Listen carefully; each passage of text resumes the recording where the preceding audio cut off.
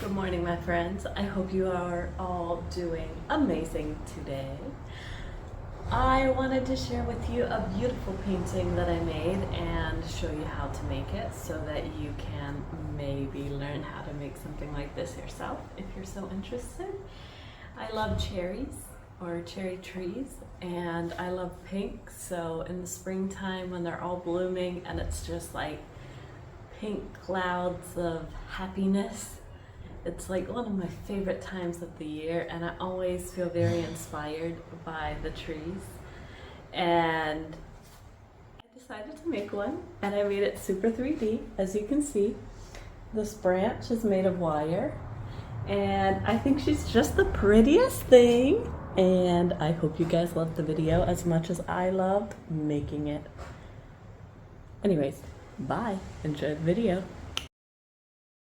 So the first thing I did was I created this background, and I actually ended up not using it because the pink was much too strong, and you can see why. I just miscalculated my colors that I used, which is fine. So I just sped it up so that I could show you what went into it, because in the finished product, the texture that comes through is still somewhat visible. So I just left this part in there. And then after I did all that pink and white background, I went in with my paintbrush. I have some black, some brown, and some dark magenta. And I decided to create my branch first. And then I created a trunk on the side there, so you can see that. Um, I I used mostly dark colors, but then I ended up going in with some highlight, kind of a little bit of white, I think. And my reason for doing this is because I want it to have layers. So first I created this layer of um, tree branch in black and brown. And then for the next layer, I went in and I piped with, I think, brown and black uh, heavy textured Gaffrey Art Materials. So at this point, the only place I've used the heavy textured paint is for the background. And now I'm just using a regular paint. I have this random black one here, you can see it on the right.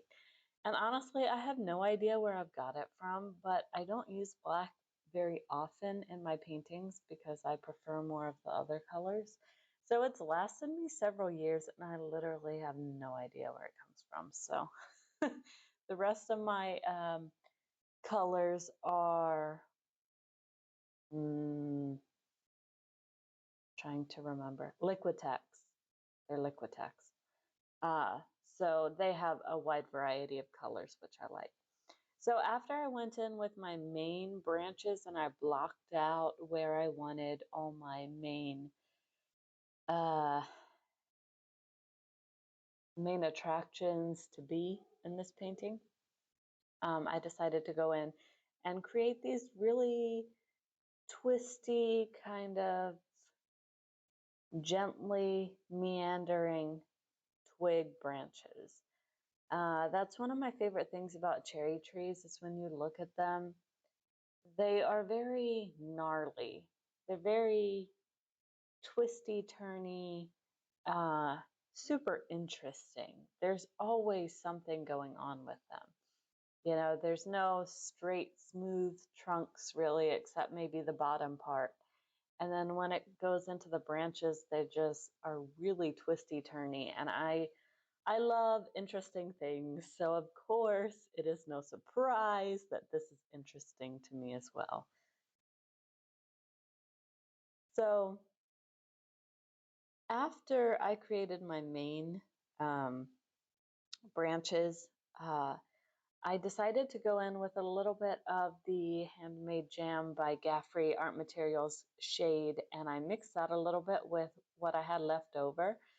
And my reason for doing that is so that the branches would blend in a little bit in the background and not be so strong, but still be somewhat visible. And then I just randomly tossed them in there for interest, and you'll see it more as it comes together in the end. What is the purpose for these and like how it all comes together. Uh, I just really enjoy tying some of the background into the foreground, but making it have a very different feel, having it be loose and abstract and easy. You can see here I'm adding in a little bit of highlight into my branches here.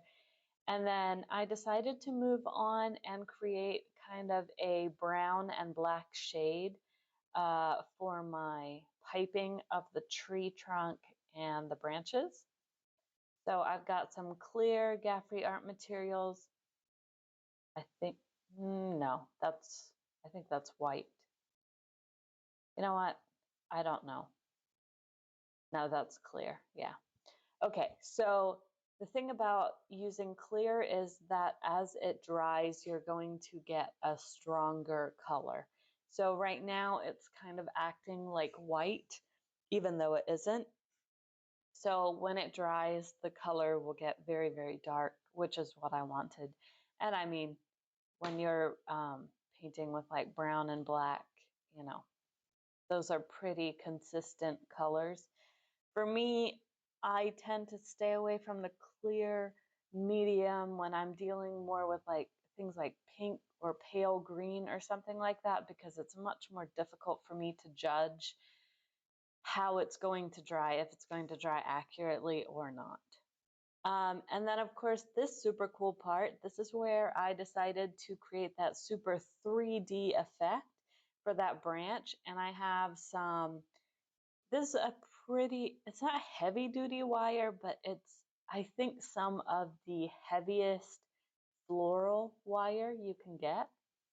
So I basically just punctured right through the canvas, which is super easy. And I kind of brought, you know, I brought both. Okay, let's see how to explain this. About half an inch apart in the back, I decided to kind of puncture through. You can see right there how it looks from the back. And then I brought both ends out, and then I started twisting them together so that they would have a little bit more stability. And as you can see, it just, it was a little annoying at first because I couldn't quite figure out how to do it without touching my freshly painted canvas. So I probably should have waited to do this, but you know me, I'm impatient and I don't have time to wait around for stuff. So I just figure stuff out and it is what it is. So as you can see, I'm just twisting it to create that branch, and you can see it's much too long. So I decided to clip it, and I left it actually that length. I thought it seemed a little bit too long, and you can see it kind of kept falling. So what I ended up doing is creating a little kickstand, and my intention was that, oh yeah, still trying to kind of gently prop it up, and it wouldn't stay. It fell a couple times, and you know, it got, you can see it's falling again. It got like brown paint on the canvas. Okay, so I'm using the tip number 13. This is one of my most favorite tips ever. It's from Wilton. And the reason I love it so much is because it's got 5 points to it and it's kind of a small tip. So it is perfect for the bark of this tree.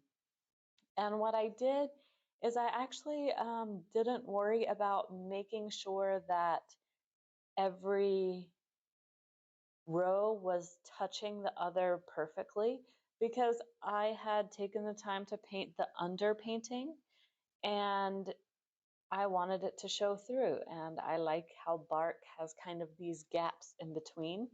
So that's what I went with. And I was extremely pleased with how this turned out. for the bark. So I highly recommend that you play around with this. If you need to paint trees for anything, definitely try doing it like this. You'll just be so happy about it.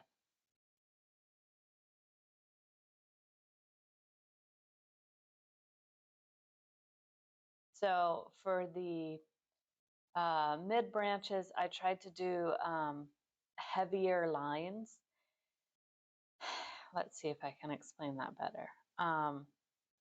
Normally for the smaller stuff, I try to do more drapey, light-handed lines, as you can see right there, just gently kind of almost moving too fast for the flow of how much I'm squeezing. But when I do the larger branches, I actually try to slow down and squeeze harder because I want it to have more paint and look a little chunkier. I think that makes sense. I think that was a better explanation. Because I'm dealing with brown and I'm painting or I'm laying it on top of an already brown background, it isn't so clear for me to show it to you, I guess. So I'm trying to explain it well. Look, there you go. Falls again. How many times do you think it falls before I actually fix it? I don't remember. I just remember I was kind of annoyed with it and I kept trying to make it work. And boy, oh boy, do hopes and dreams not just hold something up. But it was actually really fun to pipe onto the wire. I wasn't sure how it was going to work out. And honestly, it was really freaking easy. It didn't come out evenly, but like I just said, I don't mind because cherry trees aren't like that, you know? They're knobby and weird and twisty and they're not smooth in their branches, so who cares? See, it fell again.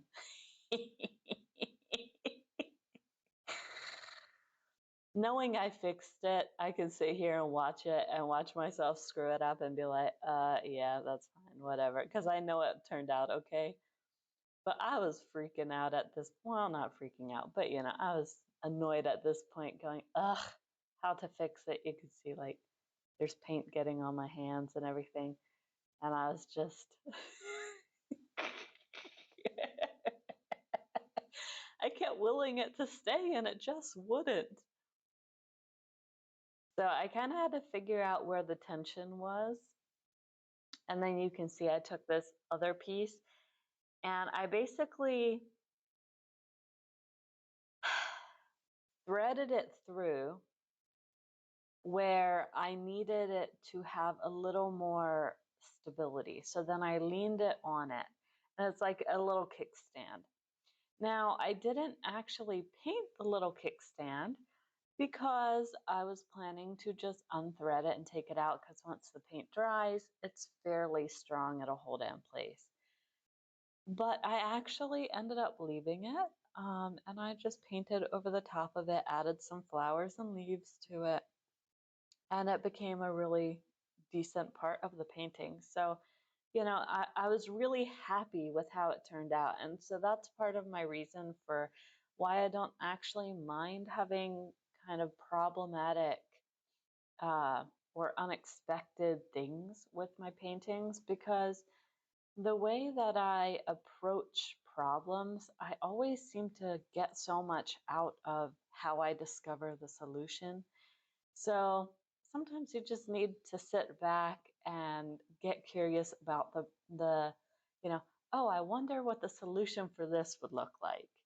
And I do that a lot, and I feel very pleased with how I problem solve a lot of the time because it's a fun adventure for me, and I think I'm pretty good at it, and I'm pretty innovative. So, you know, I surprised myself, but it's just, it's part of life. So I think it's a good skill to practice, to cultivate.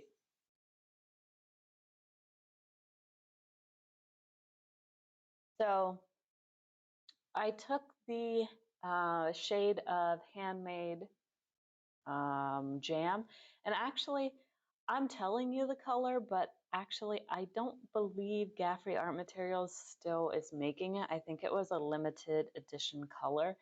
And it's really kind of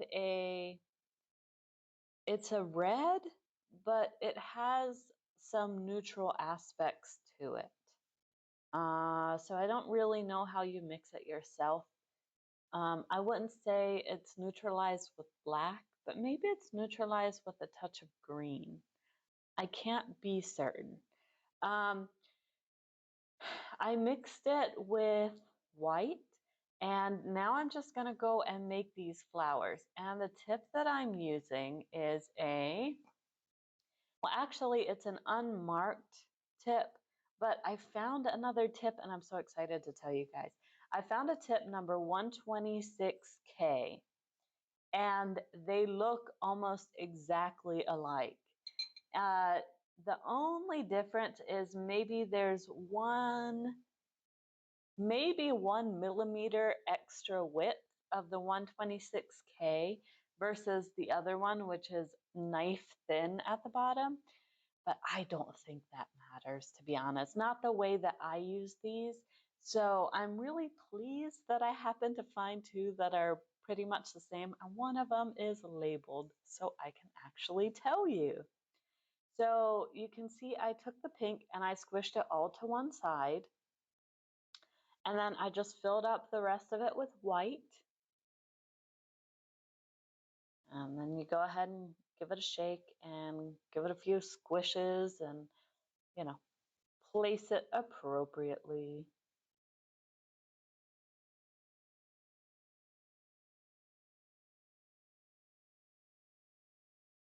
And then you wipe off your knife very, very slowly and forget to edit it out as you're doing your voiceover. So I really like using these. I've spoken about these before. They're called plate scrapers, I think, on Amazon.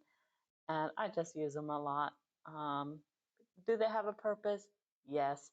Is the purpose necessary? No. It's really more for fun.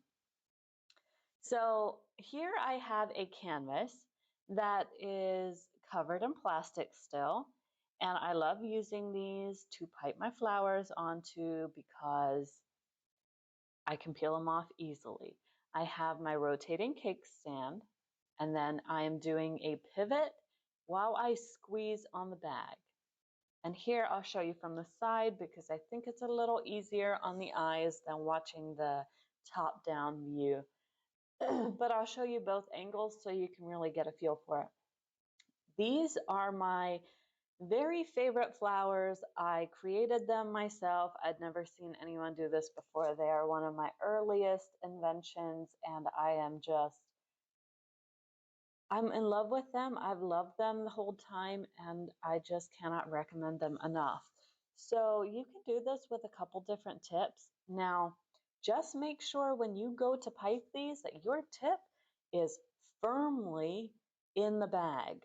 Now, if you can't ensure this, I would recommend you can use a coupler, and that's basically when you have a plastic piece that goes inside the bag, and then it has like a collar that holds the tip in place. I usually don't bother with that. It's just a preference thing. But if you're doing this and you're placing too much pressure on your tip as you're pressing down and anchoring it into place, you're going to get it backlogged into your bag and it's going to make a huge mess. So just very lightly. And this is something I have learned to do with a little more finesse with practice. It didn't always work out for me amazing in the beginning.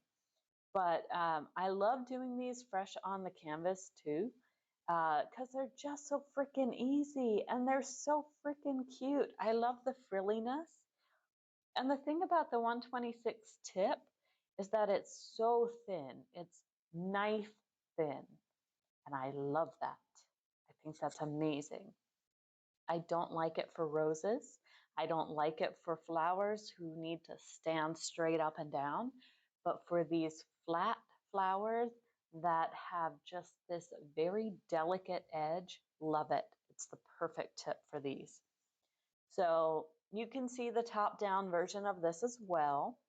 And then sneak peek, what I did with the leftover paint is I created a few poppies on a piping nail. So I'll be showing you these ones in an upcoming video once I decide what to do with them.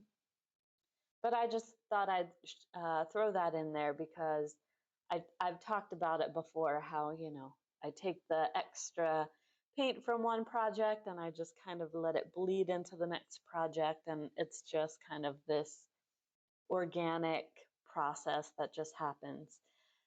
So at this point, my background was dry and I hated it. It was much too dark. I wanted a very light and delicate background feeling, and this was just not going to work for me.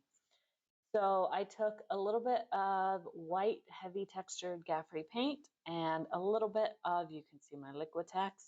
I have a little bit of the magenta and a little bit of the neon blue.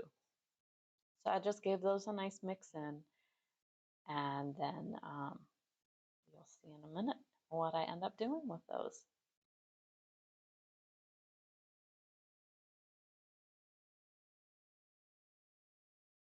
Always make sure you clean your knife off well.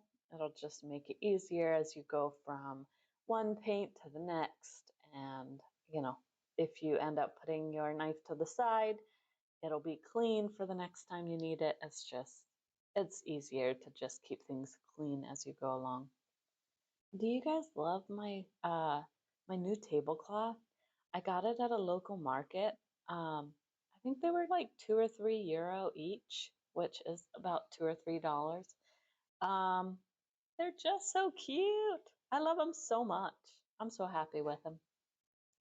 So first I went in just kind of depositing this pink, this pale pink mixture with my knife. And the reason I'm applying it with my knife is because the window of workability, I guess, with this paint is pretty slim.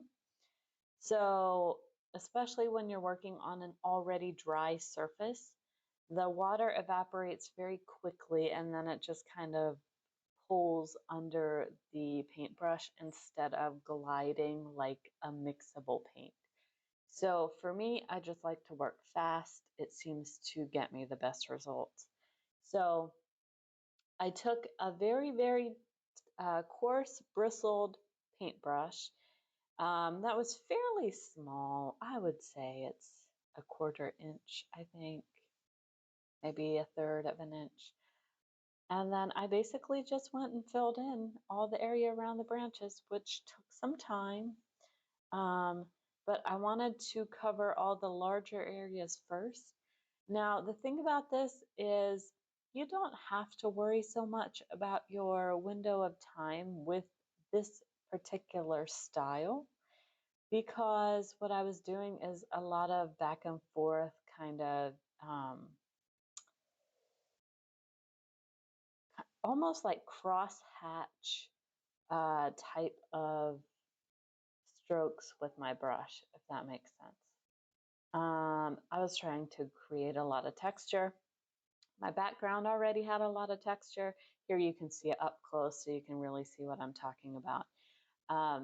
So I was basically just working in a really, really small area at a time and going for maximum texture. And you can see how that dark pink still bleeds through. And I actually kind of like that. So, you know, that's why I wanted to show you guys the beginning, even if I didn't end up using it, just so you can see how I ended up here and how I fixed it, because, you know, I didn't like it very much. And I think this is perfect. And the reason I chose some blue is because I wanted to give it the feeling like there's sky peeking through all of these beautiful clouds of pink branches, because it's just such a magical feeling when you stand beneath the canopy of these cherry trees when they're in bloom. And it's just like even your peripheral view is just completely pink, and it just feels so magical and so glorious. And then you look up or you look through the branches and you just see a peak of that sky blue coming through.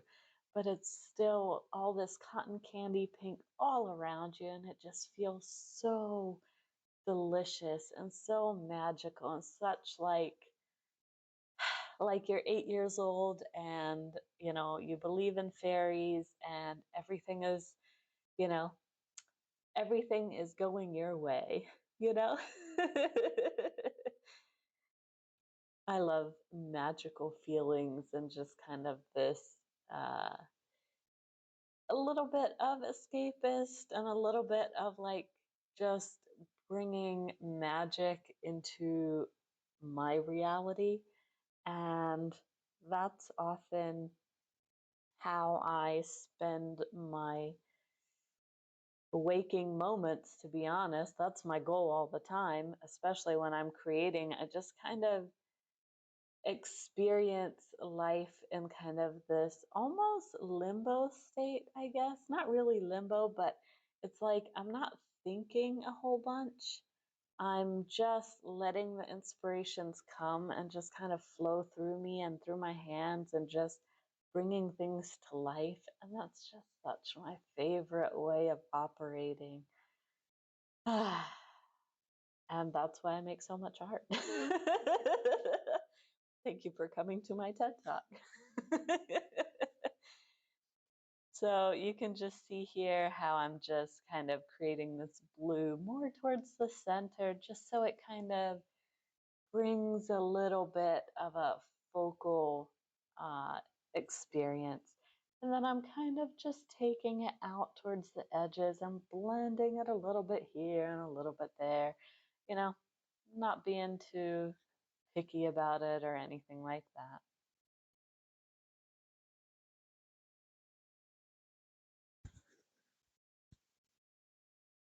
So then I decided to mix myself a lovely green, and I learned that you could mix white, black, and green together and get just the most beautiful natural green that I've been wanting to mix for a long time, but had no idea how to actually do it until I kind of stumbled upon it myself.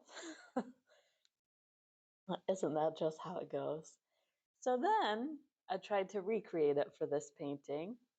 Unfortunately, as I'm still kind of new at this and haven't really learned the skill and I'm more just kind of winging it, I mixed in way too much black. I could have done with maybe a quarter of this much black. So I'm just going to speed this up for us, and you can see how I'm trying to fix it. So first I add a bunch of white and I mix that in, maybe. And then it's still, the black is just so much overpowering. Now it lifts it a little bit, so it's more of a gray. But it's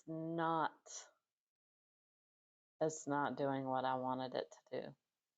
So I take some green, I think this is a phthalo green, and this is from Gaffrey Art Materials. And you can see it's still not giving me what I need it to give me. Still, I worked on this for a while. Added in some more of that cadmium yellow because, that's just such a perfect color, and it just makes any green look more natural. So then I was like, ugh, okay, fine, let's add a lot more white. And at this point, there's way more paint than I needed, but I ended up just making a whole bunch of leaves that are now sitting in the other room, just waiting to be used in a project. So I took a bit of that and I mixed in more of the cadmium yellow, because I really wanted it to be brighter, just a smidge. And now you can see I'm starting to get those beautiful greens that I really was going for. So I took the paler one and I added that into my bag first to the one side, and then I took the other one and I added that to the other side. And you can see here in the bag how it's, you know, the lighter one is towards the small tip of the leaf and the darker one's towards the bottom. And I basically just practiced how to make some leaves at this point because I was trying to figure out how, because I actually hadn't made leaves really much before, or not in a while, long time, whatever. Anyways, so I just did a few practice ones, and then I started going in with the background is wet at this point. I've just painted it. So I started just adding a little bit of the leaf mixture to create little dots where I needed them. Also just placing some flowers straight into the background, things like that. And I just kind of started working from the outside in. And to be honest, I don't really have a method that I stick with because I really enjoy having a certain amount of freedom when I'm doing my paintings and stuff. So for me, I would say this is not strategic in any way. This is just me doing what I love to do. So, I did clip it. Okay. So you can see I'm clipping off the end of the branch right there. And I don't think I took much off. I just took off the end that didn't have any paint on it because it had been like the handle that I held on to. And then I just created a little teeny tiny dot of paint at the end of the branch.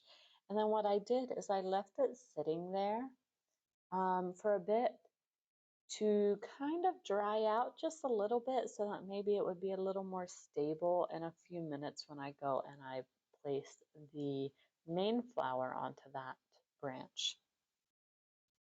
So you can see I'm just using my leaf mixture to create some leaves, some background dots, some twigs, and whatever I need it to do. And first I'm just going in and placing all the flowers. And then I do the leaves and the centers later.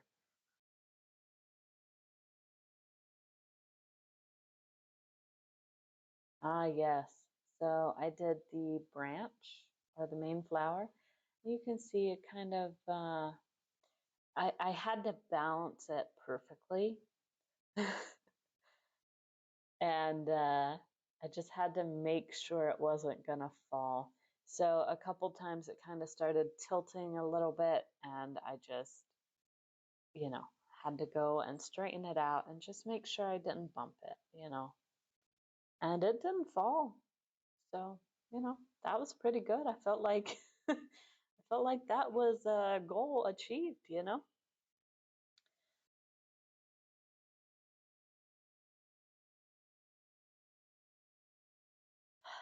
I love this painting. I like making cherry blossoms a lot. I've made a couple before, but I've never used wire to create such a 3D effect. And I don't know, maybe I should make more. Sometimes I get a little bored and I don't want to do the same thing over and over. But I've actually made a couple cherry blossoms and I don't feel like I could ever get tired of them. So I guess that's probably my sign to make a couple more of them, huh?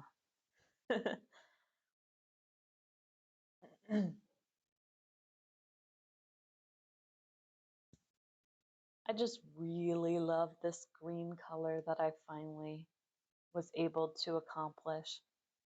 And then you can see I'm making these tiny dots of leaves for the outer edges. So I'm saving the biggest leaves for the middle. And I ended up going with quite a few leaves, and it made me very happy. It looked very, very pretty.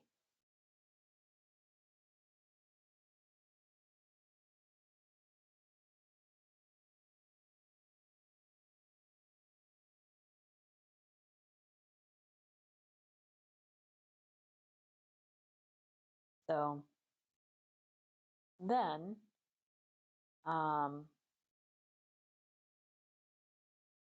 yeah, basically I just added a bunch more leaves and kept going till I thought it was right. And then I moved on and I did the centers, which I'll show you in a minute. But I just love doing these little dots outwards. Don't those just make it feel alive? Oh, I love them so much. It brings me so much joy. It brought me so much joy when I first made it, and now rewatching it also brings me so much joy. Oh, I love doing this. I love it so much. Oh, it's so pretty. It's so pretty. Okay, so I'm taking my 13 tip, the same one I used to make the bark. I popped it in a bag. I added some cadmium yellow to the inside of the bag and I squished it around so I could cover all the inside of the bag. Then I added some of my leaf mixture into that and squished it around a bit, you know, with my little scraper thingy that I love to use. And then I went in and I added a very simple center to each of these flowers. And then I think I used this to make a few of like buds and just kind of mm, interesting little tidbits. And then here's the finished product. And look at the 3D version of that branch. Isn't it just the coolest? So this was it while it was drying, so it had to like stay, um, you know, laying down. But I love it so much. I think it's just the coolest. And then here's what it looks like in the sun. I mean, look at that 3D texture. Isn't that just so beautiful?